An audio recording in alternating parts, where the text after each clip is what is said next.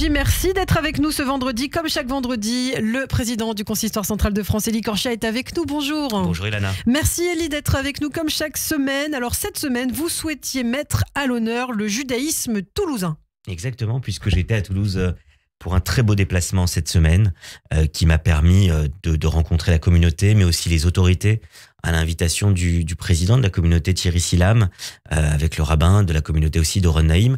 Et donc, c'était une très belle séquence, vraiment. Vous savez, Toulouse, c'est une de nos grandes communautés de province avec une véritable histoire, mais qui a eu à déplorer quand même un attentat qui l'a profondément marqué, l'attentat de l'école aux Zaratora.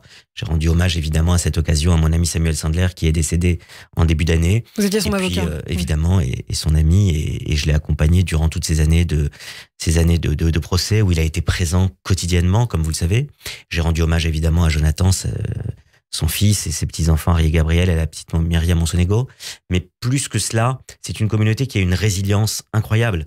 Une communauté très vivante, très familiale, qui est réunie d'ailleurs dans ce magnifique espace qui s'appelle l'espace du judaïsme toulousain, qui a été créé il y a plus de 20 ans.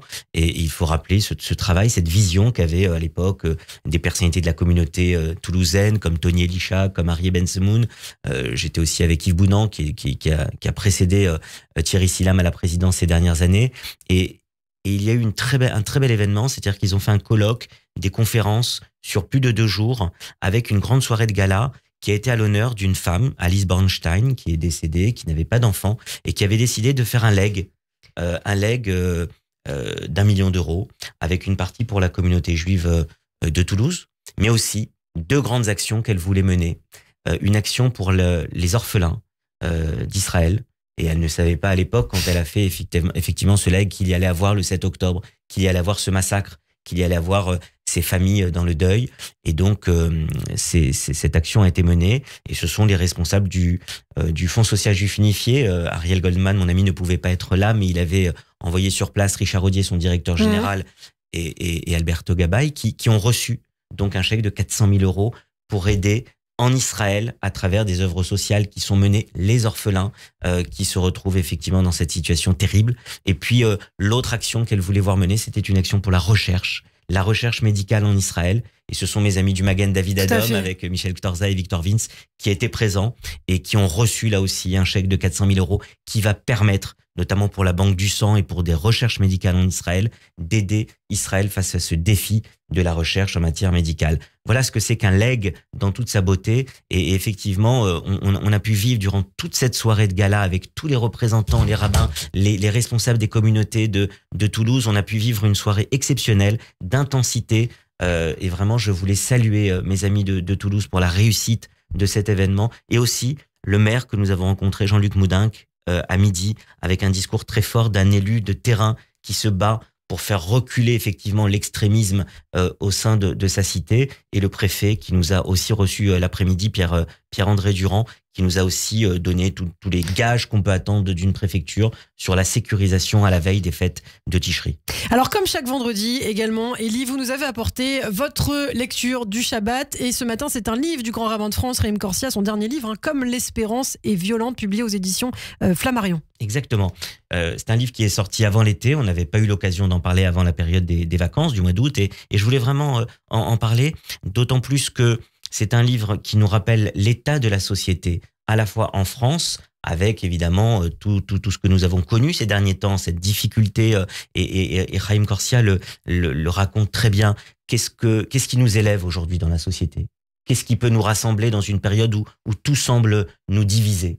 Il parle aussi d'un concept que j'ai beaucoup aimé, de tenségrité. Et je laisse à chacune et à chacun qui nous écoute le soin de découvrir ce que cela veut dire comme concept. Il parle aussi de la justice. Et en parlant de justice, il parle aussi à la fois de ce qui se passe en France, mais le prélude au livre, c'est ce qui s'est passé aussi le 7 octobre. Qu'est-ce qu'une guerre juste? Qu'est-ce que le concept d'une guerre juste? Et vraiment, c'est un livre qu'il faut lire.